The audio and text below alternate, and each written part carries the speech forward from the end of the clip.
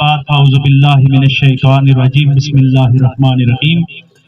व मिम्मा रज़क़नाहुम युनफ़िक़ून सदक़ल्लाहु मौलाना अज़ीम व सदक़ रसूलुहुन नबियुल करीम व नहनु अला ज़ालिका मिनश शाहिदीन व शाकिरीन वल्हम्दुलिल्लाहि रब्बिल आलमीन बिबरकातिहि इन्नल्लाह व मलाइकतहु युसल्लूना अलन नबी या अय्युहल्लज़ीना आमनू सल्लू अलैहि व सल्लिमू तस्लीमा अल्लाहुम्मा सल्लि अला सय्यिदना व मौलाना मुहम्मदिन व अला आलि अस्हाबि सय्यिदना व मौलाना मुहम्मदिन व बारिक व सल्लम सल्लि अलैहि। हम्दो सना के बाद इंतहाई काबिल कदर मुअज़्ज़ज़ सामईन, ख़वातीन व हज़रात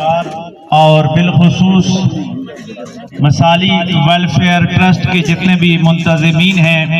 मैं सबको मुबारकबाद पेश करता हूँ कि आज रमज़ानुल मुबारक की आमद है और इन्होंने अल्लाह तबारक व तआला के दिए हुए रिज़्क़ को अपने मुसलमान भाइयों के साथ शेयर करने की आज ये तकरीब मुनक्कद की है।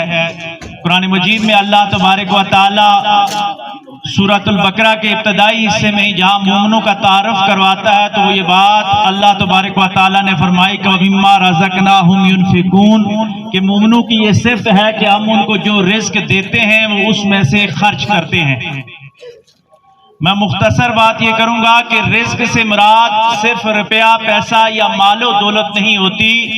बल्कि हर वो चीज़ जो इंसान दूसरे इंसान के फायदे के तौर पे कर सकता है, अल्लाह तबारक व तआला ने उसको रिज़्क़ कहा है। लाजमी नहीं है कि आपके पास मालो दौलत हो, रुपया पैसा हो तो आप वही दे के लोगों की मदद कर सकते हैं। आप कोई अच्छा काम कर रहा हो तो उसकी तारीफ करके, उसकी हौसला अफजाई करके भी अपने रिज़्क़ में एक इनाकात किया कि 2019 से लेकर आज 2024 हो गया है कि हर साल ये एहतमाम करते हैं और बड़े ही मुनज़्ज़म अंदाज के साथ हर आदमी की इज्जत नफ्स का ख्याल रखते हुए हकदार तक हक को पहुंचाते हैं। और इस सारे मामले में बिलखुसूस उन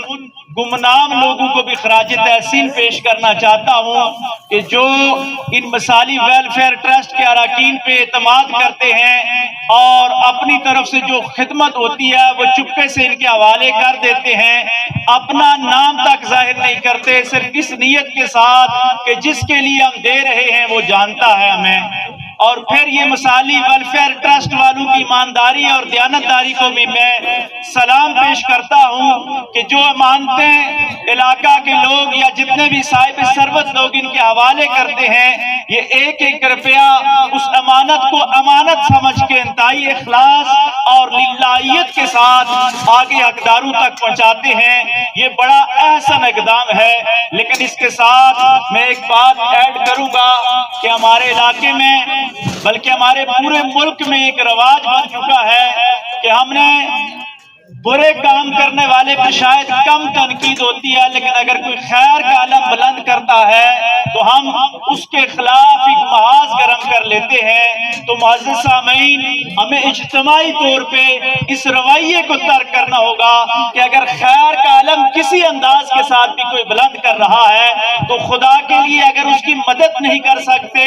तो उसके लिए खैर के चंद जुमले अदा कर लिया करें, हौसला अफजाई कर लिया करें। ये भी क़यामत के दिन आपकी निजात का सबब बन जाएगी कि आपने खैर के काम में किसी का हौसला बढ़ाया था। और दूसरी तरफ अगर कोई खैर का काम कर रहा है,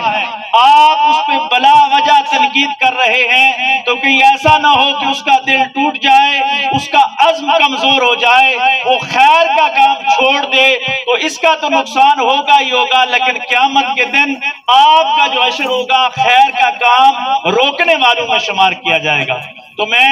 मुझे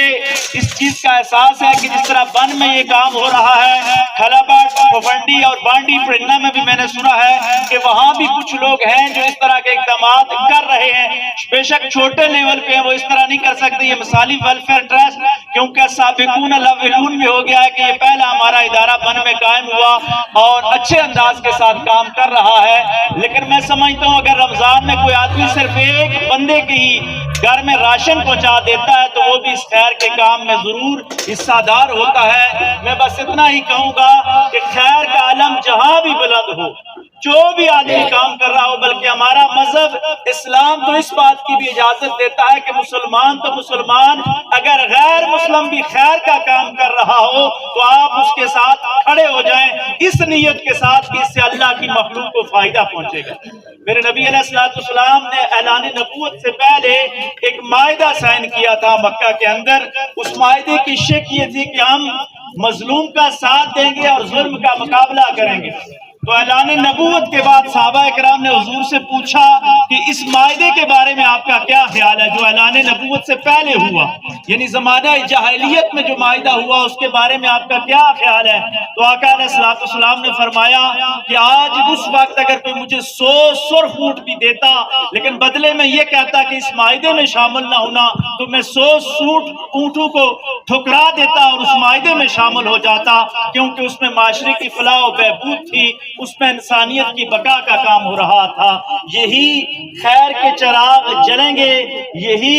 علم و عرفان اور خیرات کے چراغ جلیں گے تو ہمارے معاشرے سے اندھیرا کم ہوگا۔ میں اسی پہ یہ اکتفا کرتا ہوں۔ وآخر دعوانا ان الحمدللہ رب العالمین۔